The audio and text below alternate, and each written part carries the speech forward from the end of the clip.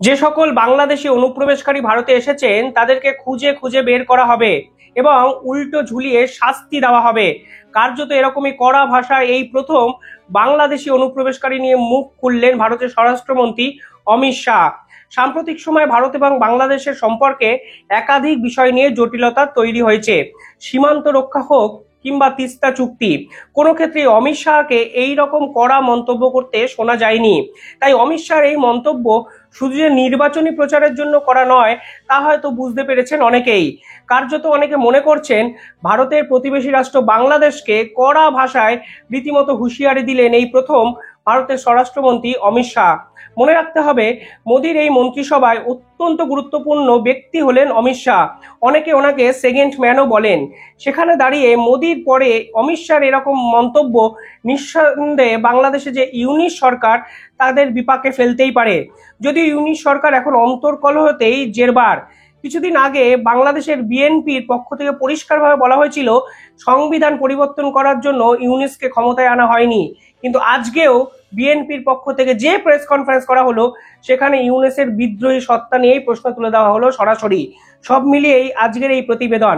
শেষ অবধি ভিডিওটি দেখবেন এবং যারা এই চ্যানেলটি দেখছেন তাদের ছোট্ট একটা অনুরোধ করছি, চ্যানেলটি প্লিজ একটু সাবস্ক্রাইব করে দেবেন এবং পাশে থাকা বেল আইকনটি ক্লিক করে রাখবেন।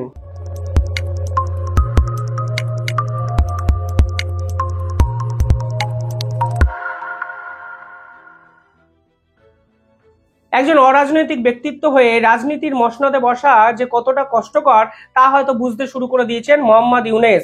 পাশাপাশি শেখ হাসিনা দেশ ছাড়ার পর দাবি করেছিলেন তাকে ষড়যন্ত্র করে চেয়ার থেকে সরানো হয়েছে। আজ বাংলাদেশের বিরোধী দলের পক্ষ থেকে একটি প্রেস কনফারেন্স করা হয়, সেখানে পরিষ্কারভাবে দাবি করা হয় বাংলাদেশের এই ছাত্র আন্দোলন শুধুমাত্র ছাত্রদের দ্বারা আন্দোলন ছিল না, এর পিছনে বিরোধী দল বা বিদেশি শক্তির কিছু প্রত্যক্ষ মদতও থাকতে পারে এবং তারা ব্যানার ছাড়া শেখ হাসিনাকে সরানোর জন্য আন্দোলন করেছিলেন। আমার দল বিএনপি 17টি বছর নিরলসভাবে সংগ্রাম করেছে, অনেক রক্ত দিয়েছে, 60 লক্ষ মামলা এবং বহু মানুষ গুম খুম হয়েছে বিএনপি সদস্য, এবং সর্বশেষ এই 1.5 মাসের যে চূড়ান্ত সংগ্রাম সেখানে 422 জন বিএনপি কর্মী শহীদ হয়েছে। আমরা যেহেতু আমাদের ব্যানার ছিল না, আমাদের ছাত্রদল, যুবদল, মূল দল ব্যানার ছাড়া এই সংগ্রামে অবতীর্ণ হয়েছিল। অনেক অন্যান্য রীতিমতো সেই ষড়যন্ত্র তত্ত্ব কিন্তু ঘুরিয়ে এস্টাবলিশড হলো আজকে। পাশাপাশি একটা কথা বলি, বাংলাদেশে যে বর্তমান অবস্থা, এই বর্তমান ভরাডুবির পিছনে সবকিছুতেই বাংলাদেশের একাধিক উপদেষ্টারা বিদেশি শক্তির যোগসাজশ আছে বলে এস্টাবলিশ করার চেষ্টা করেন। কার্যত তাদের ব্যর্থতাটাকে স্বীকার না করে মানুষকে ভুল বুঝিয়ে ভারত বিদ্বেষী করে তোলার চেষ্টা করে যান এই উপদেষ্টারা। কারণ কিছুদিন আগে দেখবেন চাকমা সম্প্রদায়ের মানুষরা বাংলাদেশে বিভিন্ন ক্ষেত্রে বিক্ষোভ করেন। তারা পরিষ্কারভাবে সেনাবাহিনীর সঙ্গে বিভিন্ন গোলমালে যুক্ত হয়ে তারা ক্ষতিগ্রস্ত হয়েছে বলে দাবি করেন। তা নিয়ে আমি বিস্তারিত ভিডিও অলরেডি বানিয়েছি, আপনারা গিয়ে দেখতেই পারেন।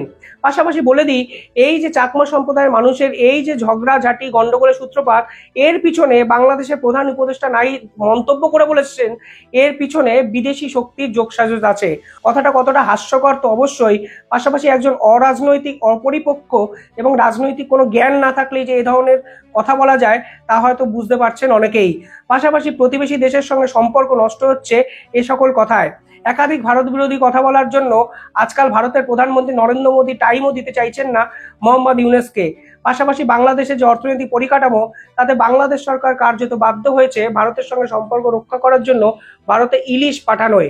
আর সেখানে নাহিদের এইরকম অপরিপক্ক মন্তব্য নিঃসন্দেহে ভারত এবং বাংলাদেশের সম্পর্ককে আরো বেকায়দায় ফেলে দেবে বলে আমার মনে হচ্ছে।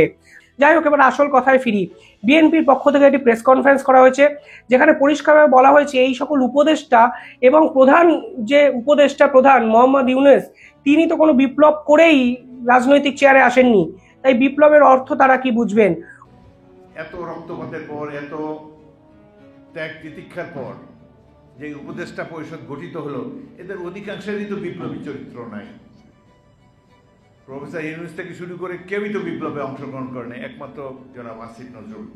অর্থাৎ পরিষ্কারভাবে তাদের ক্রেডেনশিয়াল নিয়ে প্রশ্ন তুলে দিলেন রাজ্যের বিরোধী এই সকল দলগুলো। পরিষ্কারভাবে একটি সমীক্ষায় দেখা গেছে বাংলাদেশের বহু অংশের মানুষ ইউনূসকে এখনই চাইছেন না। ফলে এই অর্থনৈতিক ভরাডুবির পিছনে তারা সরাসরি এই ইউনূসের অরাজনৈতিক মস্তিষ্ককেই দায়ী করে ফেলেছেন। বিএনপির পক্ষ থেকে প্রেস কনফারেন্সে এর আগের দিন সংবিধান পরিবর্তন নিয়ে ইউনূসকে কড়া ভাষায় আক্রমণ করা হয়েছিল, কিন্তু আজকে যে প্রেস কনফারেন্স করা হলো সেখানে ইউনূসের সরকার চালানোর যোগ্যতা এবং উপদেষ্টারা যে বিপ্লব করে চেয়ারে আসেনি তা কিন্তু পরিষ্কারভাবে বুঝিয়ে দেওয়া হলো।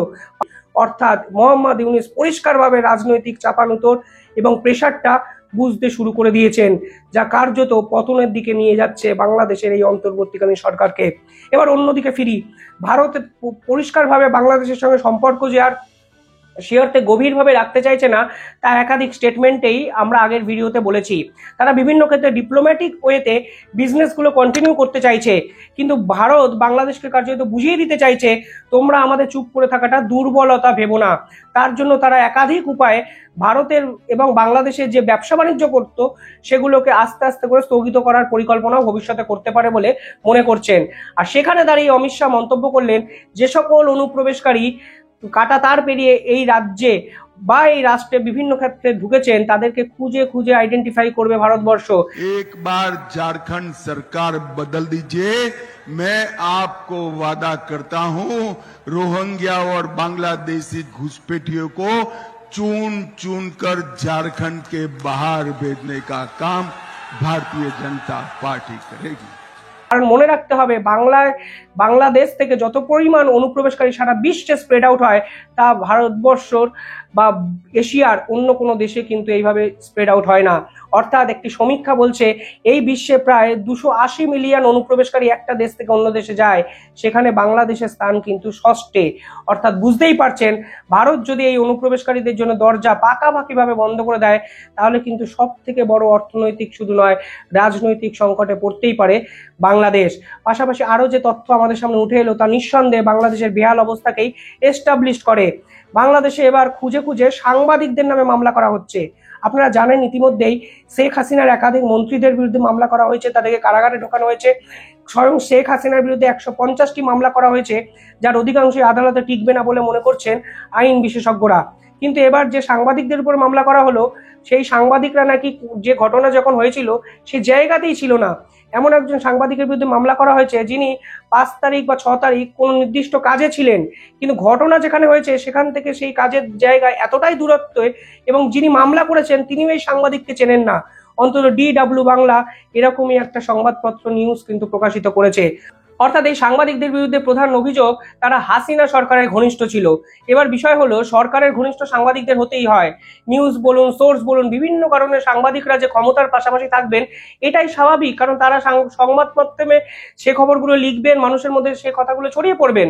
কিন্তু শুধুমাত্র ফ্যাসিবাদের অংশ বলে তাদেরকে চিহ্নিত করা হবে এবং হাসিনা ঘনিষ্ঠ বলে তাদের নামে ধরে ধরে কেস দেওয়া হবে, সেটা নিঃসন্দেহে একটা গণতান্ত্রিক দেশে কাম্য নয়। এ বিষয়ে আবার মুখ খুলেছেন সেই প্রধান উপদেষ্টার যে পরের ধাপ, উপদেষ্টা নাহিদ। তিনি বলেছেন কবি সাহিত্যিক যারা ফ্যাসিবাদী সরকারকে সমর্থন করেছে তাদেরকে বিচারের আওতায় আনা হবে। ভাবখানা এমন, হঠাৎ করে বিচারপতি এসে সাংবাদিক সম্মেলনে বিচার করতে বসলেন দেশবাসী সকলকে। মানে নির্দিষ্ট কোনো আইন নেই, সংবিধান নেই, সংসদ নেই, বিচারপতিদের ভূমিকা নিয়ে তাহলে প্রশ্ন চিহ্ন নিঃসন্দেহে ভবিষ্যতে উঠবে। আর একজন নেতা মন্ত্রী বলে দিচ্ছেন কার বিরুদ্ধে মামলা করা উচিত, কার বিরুদ্ধে অপরাধকে প্রমাণ করতে হবে, তা নিঃসন্দেহে সুস্থ আইন ব্যবস্থায় কিন্তু সম্ভব হতে পারে না। ফলে নিঃসন্দেহে বাংলাদেশ কিন্তু শুধুমাত্র আইন পরিকাঠামোর দিকে ভেঙে পড়েছে এরকম বলা ভুল।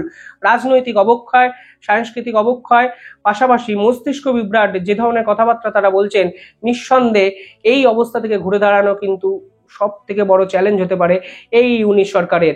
আর রাজ্যের বা দেশের প্রধান বিরোধী দলই যেখানে সমর্থন করে না সেখানে ঘুরে দাঁড়ানোর আশা করাটাও হয়তো বোকামি।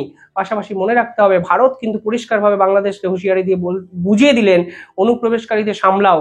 যদি সংখ্যালঘুরা ওই দেশে আক্রান্ত হয় এবং তারা ভারতবর্ষে আসার চেষ্টা করেন, ভারতও কিন্তু বাংলাদেশকে ছেড়ে কথা বলবে না। পরিষ্কারভাবে অমিত শাহের এই বার্তা নিঃসন্দেহে দুই দেশের রাজনীতিকে ফের একবার উত্তাল করবে বলে আমার মনে হয়। আপনাদের কি মনে হয় নিঃসন্দেহে জানাবেন। চ্যানেলটিকে একটু সাবস্ক্রাইব করে আমাদের পাশে থাকবেন পরবর্তী ভিডিওর জন্য। ধন্যবাদ।